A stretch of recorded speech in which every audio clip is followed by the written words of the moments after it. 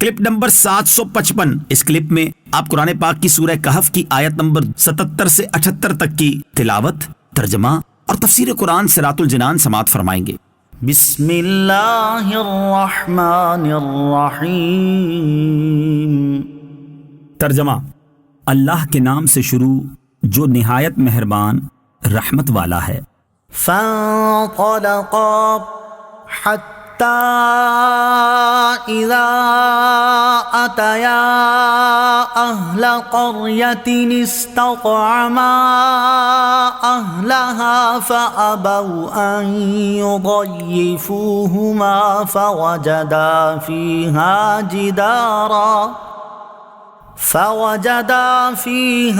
جدارا يريد أن ينقض فأقامه قال لو شئت لاتخذت عليه أجرا۔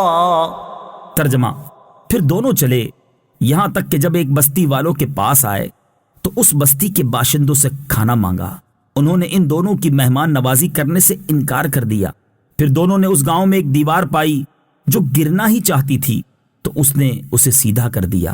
موسیٰ نے کہا اگر تم چاہتے تو اس پر کچھ مزدوری لے لیتے۔ فانطلقا، پھر دونوں چلے۔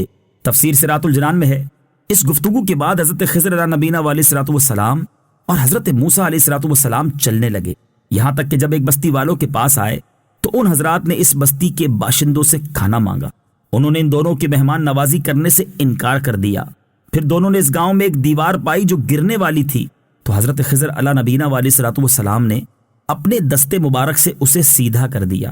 یہ دیکھ کر حضرت موسیٰ علیہ الصلوۃ والسلام نے فرمایا اگر آپ چاہتے تو اس دیوار کو سیدھی کرنے پر کچھ مزدوری لے لیتے، کیونکہ یہ ہماری حاجت کا وقت ہے اور بستی والوں نے ہماری کچھ مہمان نوازی نہیں کی، اس لیے ایسی حالت میں ان کا کام بنانے پر اجرت لینا مناسب تھا۔ اس آیت میں جس بستی کا ذکر ہوا اس کے بارے میں حضرت عبداللہ ابن عباس رضی اللہ تعالی عنہما فرماتے ہیں کہ اس بستی سے مراد انطاکیہ ہے۔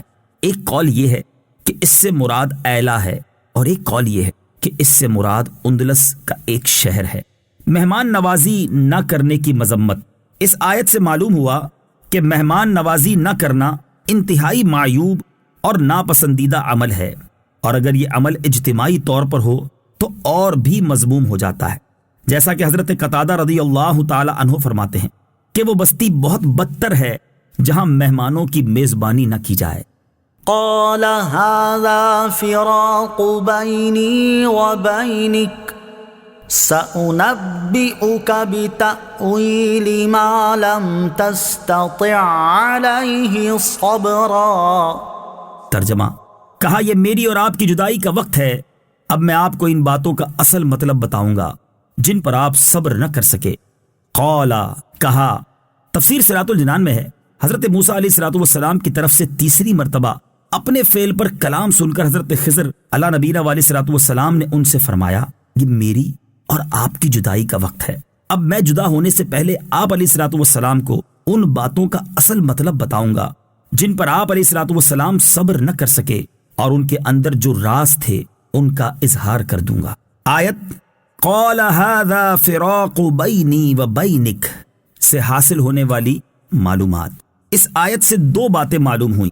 نمبر 1، اگر اپنا قریبی ساتھی یا ماتحت شخص کوئی ایسا کام کرے جس کی وجہ سے اسے خود سے دور کرنے کی صورت بنتی ہو تو فوراً اسے دور نہ کر دے، بلکہ 1 یا 2 مرتبہ اسے معاف کر دیا جائے اور اس سے درگزر کیا جائے، اور ساتھ میں مناسب تنبیہ بھی کر دی جائے تاکہ وہ اپنی کوتاہی یا غلطی پر آگاہ ہو جائے، اور اگر وہ تیسری بار پھر وہی کام کرے تو اب چاہے تو اسے خود سے دور کر دے۔ نمبر 2، اگر اپنے قریبی ساتھی کو خود سے دور کرے تو اسے دور کرنے کی وجہ بتا دے تاکہ اس کے پاس اعتراض کی کوئی گنجائش نہ رہے۔